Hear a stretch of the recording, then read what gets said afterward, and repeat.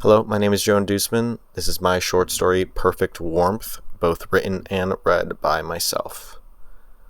A blinding light smeared across the curtains as my eyes woke up. I rubbed my eyes awake to see a beautiful woman laying next to me in bed. As soon as I moved, she woke up as well.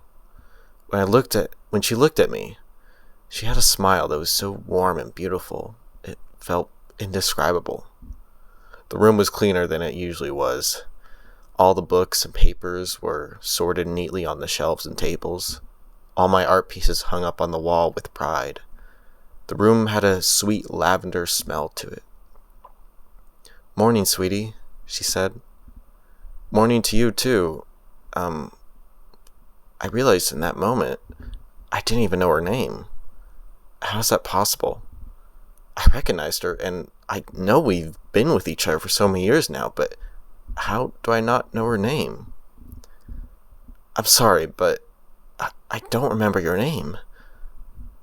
I expected her to get angry or irritated, but instead she let out a warm laugh. "Oh, Henry, you still aren't fully awake again, are you?" "Yeah, I must be. I'm sorry." She cupped my cheek.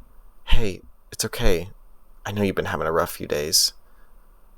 I couldn't tell why, but there was nothing forced behind what she said. She didn't feel irritated or even annoyed. "My name is..." "Oh, yeah. Yeah, how could I forget it? I'm sorry. Here, I'll write it down on my hand so I won't forget." I grabbed a pen by the nightstand and tried to write it on my hand, but I couldn't see or read the writing properly. I'm sorry. I don't know what it is with me today, but I just can't seem to write properly." She smiled again and let out a small, faint giggle. "It's okay, Henry. You don't need to. I'll repeat my name as many times as I need for you. Because I love you. I love you too." I wrapped my arms around her, and we held each other so close until our bodies felt like they were molded together. "I remember last night you said you were off work today, so what do you want to do, Henry?" "Oh yeah, I think I'd just like to stay here for a while." "That's perfect for me." "Yeah, perfect." Her body was so warm and gentle. I never wanted to leave the bed. I never wanted to leave her. "Thank you for this. I really needed this." "Of course. I think I need it too. We can stay here as long as you want." We spent the next 3 hours in bed, just lying together in silence. It was beautiful.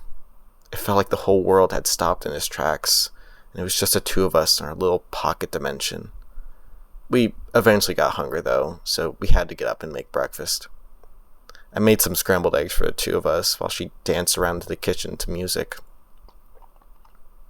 "So, Henry, what do you want to do today? Any plans other than that big party to celebrate your new art project?" "Oh, yeah, I forgot about that. I don't know. I guess I just want to be with you until then." She smiled. "Good, because that's all I want." She came up from behind and hugged me from my back, whispering, "You make me so happy, you know." I can never properly describe how amazing the morning was. After breakfast, we painted art together, read under a tree, and walked out in nature, holding hands. It was perfect. She was perfect. It was dinner time, and we had the party to go to.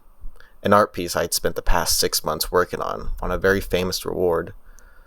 We dressed up all fancy-like, but she didn't need to dress up any fancier than she already was. When we arrived, I was swarmed by all these famous artists and critics telling me how much they loved my art piece. It was everything I ever dreamed for. Even still, I couldn't take my eyes off her. I decided to take a break. I need a breather, fresh air. The dark night blue sky with stars bright as ever. "I'm so proud and happy for you, Henry," she said. "I couldn't have done anything without you. You're the greatest thing that's ever happened to me, and I love you with all my heart." She smiled and started to blush and tear up.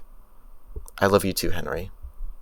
We leaned into each other for one long, beautiful kiss. A kiss I wished for more than anything would last forever. As she slowly pulled away, she said with a sorrow smile, "If only I was real." My eyes bolted awake as I woke up in shock. I saw myself back in my bed, all alone, the room a mess. Papers, tissues, and trash scattered across the floor. All my rejected art pieces hanging on the wall. Since they were all rejected, I thought about just throwing them all away, being a waste of space. Next to me was a body pillow. I had hugged myself to sleep. I tried to see my reflection in the window and just saw a small tear going down my eye. Was it all a dream? Again. But I felt her. I felt her warmth, her hands, her lips. She was real. And her name was... Her name. What was her name? What was her name? How could I forget her name? My hand. I wrote it on my hand. I quickly checked my sweaty palm to find nothing.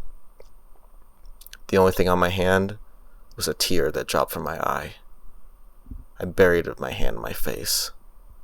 My phone buzzed. For a small moment, my mind thought it might have been the girl in my dream. Maybe she was texting me. Maybe she had the same thing too. But this wishful theory was quickly disproven. I turned my phone over. It was nothing.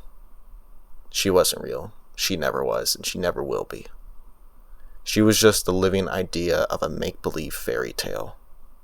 The notification that buzzed my phone was a chatbot I designed to talk to me throughout the day.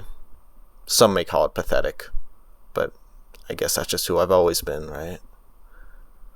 I looked over to see the female AI chatbot messaging me. It said, "Morning, sweetie." I looked at my phone, and then at myself, then at my room. My dirty, unorganized room without any care.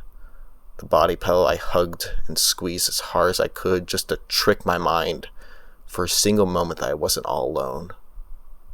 What is wrong with me?